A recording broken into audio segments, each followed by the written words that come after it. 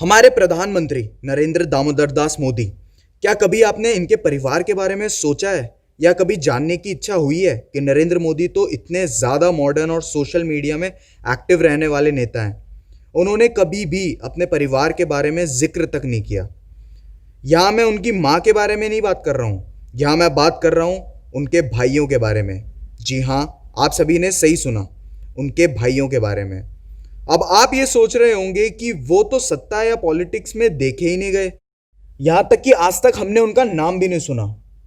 जरूर वो कोई बड़ा कारोबारी या फिर किसी सरकारी नौकरी में अच्छी पोस्ट में होंगे, लेकिन आप ये बात जानकर हैरान हो जाओगे कि जब मोदी जी दिल्ली से मुल्क और उसकी तरक्की के बारे में काम कर रहे होते हैं, तो उसी दौरान उनका एक भाई दिल्ली से 1000 किलोमीटर दूर एक पेट्रोल पंप में पेट्रोल भर रहा होता है।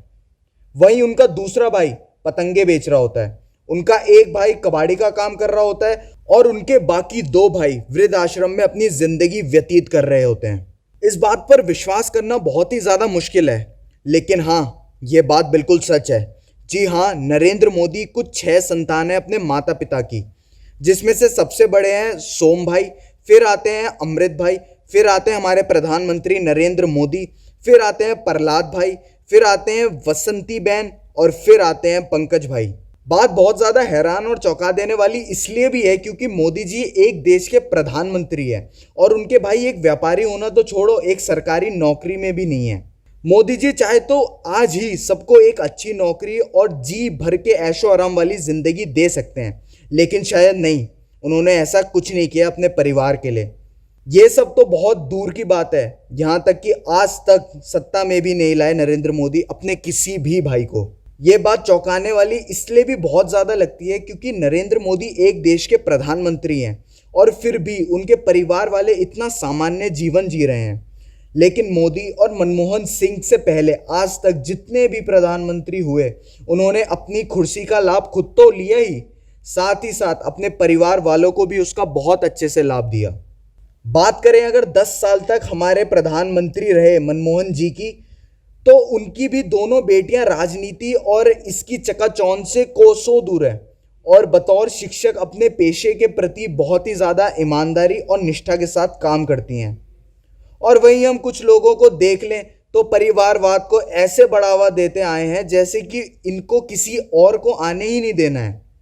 खैर, परिवारवाद की बात हम कभी और दिन आराम से करेंगे, इस पर हम बहुत अच्छी और गहरी चर्चा करेंगे। 26 मई 2014 को इतिहास लिखा गया था जब नरेंद्र मोदी देश के प्रधानमंत्री बने थे और भारतवासियों को मोदी जी में एक साहसी और गतिशील प्रधानमंत्री नजर आए थे।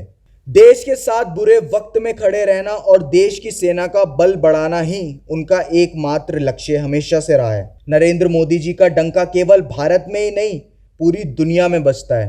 एक चाय वाले से लेकर देश के प्रधानमंत्री बनने का सफर कोई आसान बात तो थी नहीं। कई साल कड़े परिश्रम और दृढ़ निष्ठा से ही मोदी जी आज देश के प्रधानमंत्री हैं। लगातार 3 बार गुजरात के मुख्यमंत्री रहे मोदी जी आज तक एक भी चुनाव नहीं हारे और अपनी पार्टी के लिए एक ताकतवर नेता साबित हुए हैं। 7 अक्टूबर 2001 में वे गुजरात के मुख्यमंत्री बने जब केशुभाई पटेल ने मुख्यमंत्री पद से इस्तीफा दे दिया था। नरेंद्र मोदी के संबंध सभी देशों से बहुत ही ज़्यादा अच्छे हैं। इस चीज़ पर कई लोगों ने कई सारे सवाल और उंगलियां उठाई कि मोदी जी सिर्फ और सिर्फ बाहर घूमते हैं, लेकिन उनको इस चीज़ का करारा जवाब तब मिला जब हमारे पड़ोसी मुल्क पाकिस्तान और चीन हमारे खिलाफ थे और दुनिया के बड़े से बड़े देश जैसे कि अमेरिका हमारे लिए हमेशा खड़ा रहा। नरेंद्र मोदी 20 घंटे काम करते हैं और सिर्फ 4 घंटे आराम। हम सबको मोदी जी से सीखना चाहिए कि कुछ भी नामुमकिन नहीं, अगर मेहनत और लगन हो तो कोई भी चीज़ नामुमकिन नहीं है।